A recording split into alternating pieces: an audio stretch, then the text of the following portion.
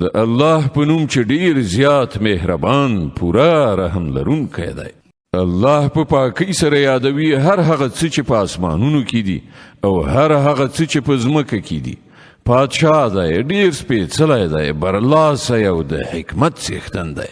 همغه ذات دی چې د ناپوهانو یعنی اومیانو په منځ کې پیغمبر په خپله له همغوی نه راپاڅوي چې هغو ته د هغه آیاتونه اوروي، د هغوی ژوند سپېڅلی کوي او هغو ته د کتاب او حکمت ښوونه کوي، په داسې حال کې چې له دې نه مخکې هغوی په څرګنده ګمراهۍ کې غورځېدلي وو. او د دغه پیغمبر بعثت د هغو نورو خلکو لپاره هم دی چې لا تر اوسه له هغو سره نه دي یوځای شوي. الله برلاسی او د حکمت څښتن دی.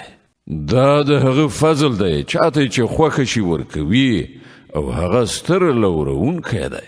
کوم کسان چې د تورات حامل ګرځول شوي وو خو هغوی د هغه پیټی پورته نه کړ، د هغو مثال د هغه خره په څیر دی چې په هغه باندې کتابونه بار کړی شوي وي.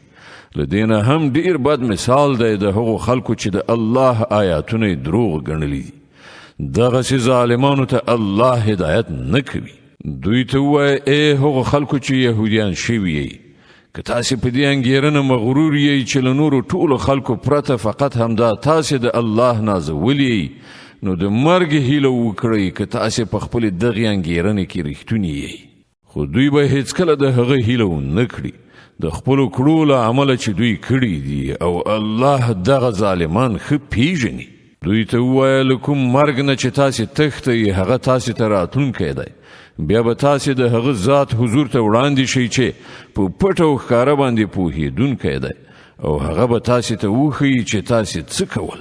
ای مؤمنانو، کله چې د جمعې په ورځ د لمانځه لپاره ندا یعنی اذان وشي، نو د الله د ذکر یعنی لمانځه خواته وځغلئ او پیرل پلورل یعنی اخیستل خرڅول پرېږدئ. دا ستاسې لپاره ډیره غوره ده که تاسې پوهیږئ.